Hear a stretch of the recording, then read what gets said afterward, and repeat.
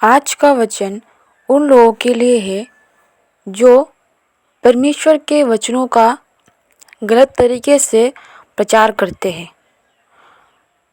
उनका अर्थ लोगों को गलत समझाते हैं, जिससे कि उनके मन में मसीह धर्म के प्रति या फिर उनके वचनों के प्रति घृणा उत्पन्न होती है।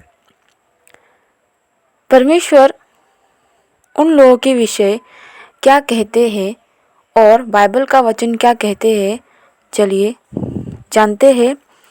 2 पत्रस 3 अध्याय के 15 और 17 वचन, 15 से लेकर 17 वचन तक देखें क्या लिखा है। और हमारे प्रभु के धीरज को उद्धार समझो, जैसा हमारे प्रिय भाई पौलुस ने भी उस ज्ञान के अनुसार जो उसे मिला तुम्हें लिखा है। वैसे ही उसने अपनी सब पत्रियों में भी इन बातों की चर्चा की है, जिनमें कुछ बातें ऐसी है जिनका समझना कठिन है और अनपढ़ और चंचल लोग उनके अर्थों को भी पवित्र शास्त्र की अन्य बातों की तरह खींच तान कर अपने ही नाश का कारण बनाते हैं।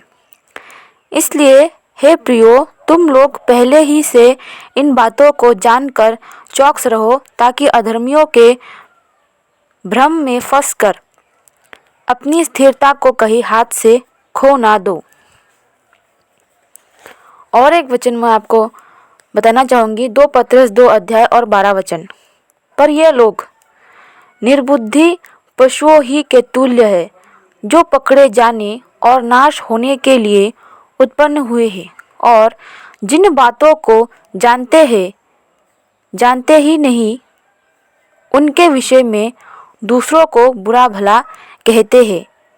वे अपनी सराहट में आप ही सड़ जाएंगे। बाइबल कहती है कि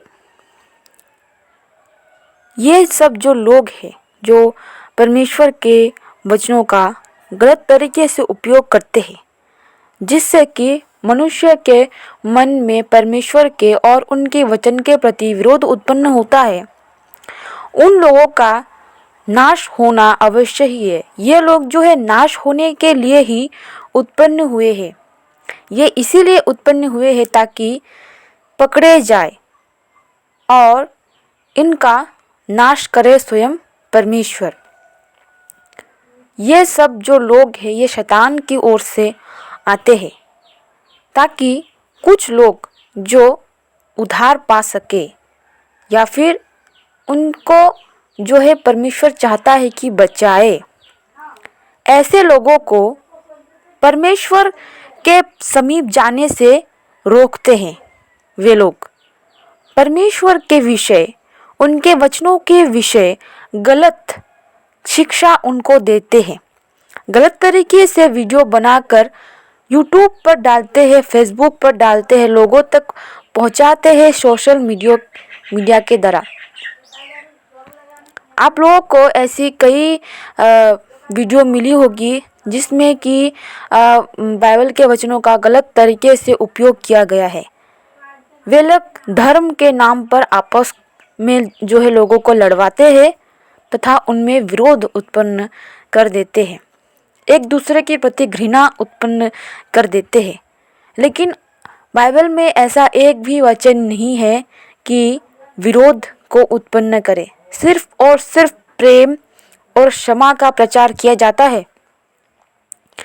वे लोग जो चंचल है, अनपढ़ है, जिनको तो बाहरी किताबों का बहुत ज्ञान होता है, खुद को बहुत ही ज्ञानवान समझते हैं और इसीलिए अपनी मस्तिष्क का इस्तेमाल करके वे पवित्र बाइबल के वचनों का गलत उपयोग करके गलत शिक्षा लोगों को है सुनाते हैं, गलत अर्थ बताकर उनका मन घृणा से भर देते हैं अन्यों के प्रति, जो उन वचनों को मानते हैं, जो उन वचनों को अपने हृदय में रखते हैं, जो उन वचनों से प्रेम रखते हैं। जब तक परमेश्वर स्वयं इन वचनों का अर्थ किसी पर प्रकट ना करे, वो व्यक्ति इनका अर्थ समझ ही नहीं सकता। ऐसा मेरे साथ भी हुआ है। मैं जब इन वचनों का अध्ययन करती थी तब मुझे इनका कुछ भी समझ नहीं आता था। अर्थ, ये क्या लिखा है, इसका मतलब क्या है, मुझे कुछ भी समझ नहीं आता था। लगातार 4 वर्षों तक इस तरह होता ही रहा। 5वें वर्ष में जब मेरी पढ़ाई किसी डॉक्यूमेंट की वजह से रुक गई, एडमिशन नहीं हुआ, तब जब मैंने परमेश्वर से पूछा कि मेरा जीवन का क्या लक्ष्य है, क्यों तूने मुझे इस संसार में भेजा। मैं तो पढ़ना चाहती थी, मेरा एक सपना था कि पढ़कर मैं एक शिक्षक बनूं, पर वो तो अब पूरा होने से रहा। और ना ही मेरा जो आर्थिक व्यवस्था है इतना है कि मैं आगे तक इतना पढ़ सकूं, लेकिन जितना पढ़ना चाहती थी उतना भी नहीं हो पाया। सबसे लड़ झगड़ के मैं पढ़ने को तो आई, एडमिशन तो दूर की बात है, पढ़ाई का कुछ भी नहीं कर पाई। सिर्फ किताबें खरीद ली, बुक्स खरीद ली। बाद में वो पढ़ाई वहीं पे रुक गई। मेरा मन टूट गया था कि मैंने जो इतना प्रयास किया वो प्रयास विफल हो गया। तो अब मेरा क्या लक्ष्य है? क्या सिर्फ एक लड़की होने के नाते जो है पढ़ाई इतनी सी कर लो और फिर शादी कर लो, बस इतना ही, और घर संसार संभालो? क्या सिर्फ इसी के लिए मैं इस संसार में आई हूँ? मैंने परमेश्वर से तब ये प्रश्न किया था कि मैं आगे अब क्या करूँ, और मेरी इतनी उम्र नहीं कि मैं अब शादी कर लूँ। घर वाले तो पागल हो गए शादी करा देने के लिए। लड़की को ज़्यादा दिन घर में नहीं रखना चाहिए, और ऊपर से पढ़ाई भी रुक गई। अब तो और प्रेशर हो गया। लेकिन मेरा मन मुझे इस बात की इजाज़त नहीं देता कि मैं अभी शादी करूं। और जिस तरह का प्रेशर मुझ पे आ रहा था, मैंने परमेश्वर से कहा कि अब तू ही हल कर। और वे लोग लड़के देखते हैं, मैं जाती हूँ पर होता नहीं है, क्योंकि परमेश्वर ने पहले से मुझको बता दिया कि कोई भी कुछ भी कर ले, मैं होने ही नहीं दूंगा। ये ऊपर से उसने रोक दिया, तू बस चुपचाप रहना, बाकी जो कुछ करना है वो मैं करूँगा। और ऐसा एक बार हुआ कि एक रिश्ता आया, और फिर मुझे ज़बरदस्ती उधर में लेके गए। बोला कि पूजा है, चलो प्रसाद खा के आ जाएंगे। झूठ बोलकर लेके गए। लड़का कहाँ से आया और कहाँ से गया, मुझे तो देख के बिल्कुल पसंद नहीं आया। उसकी आंखों में मुझे मतलब वो सच्चाई नहीं दिखी जो मैं किसी से एक्सपेक्ट करती हूँ। कोई व्यक्ति ऐसे कैसे हो सकता है? चोरों की तरह आया, चोरों की तरह चला गया। मुझे नहीं पता था कि वो लड़का था, लेकिन मेरे मन में डाउट हो गया था पहले से कि यही हो सकता है। बाद में पता चला कि वही था। तो उनको मैं पसंद आई, उनके घर वालों को भी पसंद आई। चलो ठीक है। तो फिर मेरे मन में फिर से ये प्रश्न आया, परमेश्वर अब क्या होगा? परंतु उसने मुझे फिर कहा कि देखना, ये होने वाला है ही नहीं, ये होगा ही नहीं, ये टूट जाएगा। फिर जैसा परमेश्वर ने कहा था ठीक वैसा ही हुआ। वो लोग कुंडली मिलाने के लिए लेके गए और कुंडली मिली ही नहीं। मैंने कहा अच्छा हुआ। मैं बहुत खुश हुई कि परमेश्वर ने मेरी सुन ली, और जो उसने कहा था उसका कथन सच्चा हुआ। इसीलिए कहते हैं कि मनुष्य चाहे किसी का कितना भी क्षति करने की कोशिश कर ले, और चाहे अपनी मन की कितनी ही चला ले, परंतु उसके आगे वो हार जाता है, क्योंकि वो परमेश्वर है। किसी का भाग्य तुम निर्धारित नहीं कर सकते, उसका हक सिर्फ और सिर्फ परमेश्वर को है। हमारा काम है चुप्ती धरे रहना, संयम रखना, प्रेम से रहना। बाकी जो भी हमारे साथ गलत करता है, जो भी कोई गलत कार्य करता है, उनका न्याय स्वयं परमेश्वर करता है। और ऐसे लोग जो परमेश्वर के वचनों के विरुद्ध लोगों को भड़काते हैं कि ये वचन तो गलत है, ये परमेश्वर तो है ही नहीं, ये परमेश्वर तो झूठा है, इसका वचन तो झूठा है, इस तरह का वचन जो भी लोगों में फैलाते हैं, उनके विषय परमेश्वर ने कहा है कि ये सब नाश होने के लिए ही उत्पन्न हुए हैं। और वे जो सड़ाहट इस पूरे संसार में फैला रहे हैं, उस सड़ाहट में स्वयं ही सड़ जाएंगे। वे चाहे कितने ही ज्ञानी खुद को क्यों ना समझते हो, वे तो सबसे अधिक मूर्ख है कि परमेश्वर के वचनों को लेकर खिलवाड़ करने का साहस उनके मन में आया है।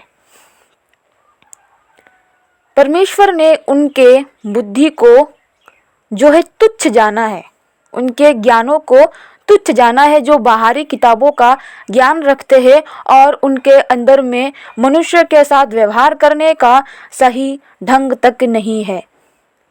जो लोगों में इस तरह का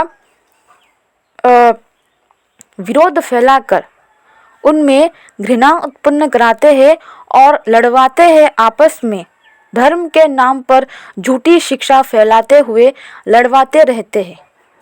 क्यों? क्योंकि ये शैतान के लोग हैं, ताकि हम इस लड़ाई में फंस जाए और परमेश्वर से उद्धार हम पा न सके, उसका वचन हम पा न सके, हम चंगाई ना पा सके, हम शुद्ध ना हो सके, हम अपने पापों से मुक्त ना हो सके। इसी कारण से शैतान जो है हमें भटकाए रखता है। ऐसे बहुत लोग होंगे जो पीड़ित है, जो समस्याओं से ग्रसित है, उनको परमेश्वर की आवश्यकता है, उनके वचनों की आवश्यकता है, परंतु ये दुष्ट लोग उनके मन में विरोध उत्पन्न कर देते हैं। कहते हैं तुम पूजा करो, तुम ये करो, तुम वो करो, तो तुम्हारा जो भी मन की इच्छा है पूरी हो जाएगी, 1 घंटे में, 2 घंटे में पूरी हो जाएगी। ये वचन कहते ही, ये मंत्र पढ़ते ही अभी के अभी तुम्हारी इच्छा पूरी हो जाएगी, तुम असर देखने लगोगे। इस तरह का झूठा फैलाव जो है सारे संसार में फैलाता है, झूठी खबर फैलाती है और वे लोग उसमें फंस जाते हैं। उनको फंसाया जाता है, असल में तो उनको फंसाया जाता है कि वे इन सब पर विश्वास कर ले और परमेश्वर के वचन को ना जाने। मैंने भी कई बार ऐसा विश्वास कर लिया था, लेकिन जब मैंने स्वयं इन वचनों को पढ़ा और जब मुझे थोड़ा थोड़ा समझ में आ रहा था, तब जो मैंने सुना था और जो मैं पढ़ रही थी उसमें कितना डिफरेंस था, कितना फर्क था उसमें। जो मैंने सुना था उसका तो एक बिंदु मात्र भी जो है वचन इसमें था ही नहीं। उसमें नफरत, ईर्ष्या का क्या क्या पता नहीं था, और मैंने जो पढ़ा वहाँ पर तो सिर्फ और सिर्फ प्रेम थी, क्षमा थी, परमेश्वर का हमारे प्रति प्रेम था, उसकी दया थी, उसका धैर्य था। यहाँ पर ऐसा लिखा है कि परमेश्वर ने किस प्रकार अपने लोगों से प्रेम किया, उनके लिए अपने पुत्र तक को बलिदान कर दिया। जब मैंने यह सब पढ़ा तब मेरा मन जो है बदल गया। किस प्रकार यीशु मसीह ने अपने हाथों पर कीलें ठोकने को दी। क्या आपको अगर कोई मारे तो क्या आप उसको मारने दोगे? क्या आप उसको पलटा नहीं मार दोगे? कोई भी साधारण इंसान तो ऐसा सहेगा ही नहीं। अगर कोई आपको दूसरा कष्ट दे रहा हो तो लोग तो साधारण सा एक थप्पड़ मारने पर भी पुलिस कंप्लेंट कर देते हैं। यहाँ पर एक ससुर ने उसके बहू को चाटा मारा भी नहीं था, सिर्फ हाथ उठाया था मारने के लिए। पुलिस कंप्लेंट कर दिया कि इसने तो मुझे थप्पड़ मारा है। फिर पुलिस ने उसको पकड़ के ले गया और उसके स्थान पर देखिए परमेश्वर के पुत्र ने हमारे लिए क्या किया। कांटों का ताज जो है अपने सिर पे रखा, सारे बदनामी अपने ऊपर ली, सारे पापों का भार, हमारे सारे पापों का भार उसने लिया।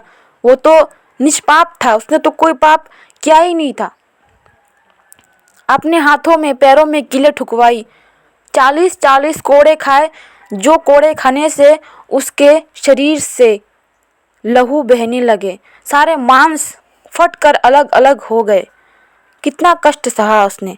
और हमारी एक उंगली अगर कट जाए तो हमें कितना दर्द होता है। सोचिए उसको कितना पीड़ा, कितना दर्द हुआ होगा। और ये दुष्ट लोग उनके वचनों को झूठा कहते हैं कि ये भगवान तो है ही नहीं, ये तो झूठा है। उनके यहाँ में लोगों के मन में विरोध फैलाते हैं। जब ऐसा सुनते हूँ तब तो बहुत क्रोध आता है मन में। जब भी कोई ऐसी झूठी वचन सुनती हूँ, देखती हूँ, तब मेरा खून जो है खौल उठता है। लेकिन परमेश्वर का एक वचन है कि जो भी गलत होता है उसका न्याय करता सिर्फ और सिर्फ परमेश्वर है। न्याय करने का हक सिर्फ और सिर्फ परमेश्वर का है। तुम कौन हो? उसी वचन के आधार पर मैं शांत रहती हूँ कि जो कोई गलत काम करेगा उसका न्याय स्वयं परमेश्वर करेगा। लेकिन आप सबसे यह विनती है कि किसी भी बात पर विश्वास करने से पहले उसको परखे, उसको जाने कि ये बात कितनी हद तक सच्ची है, तब जाकर कोई निर्णय ले। धन्यवाद।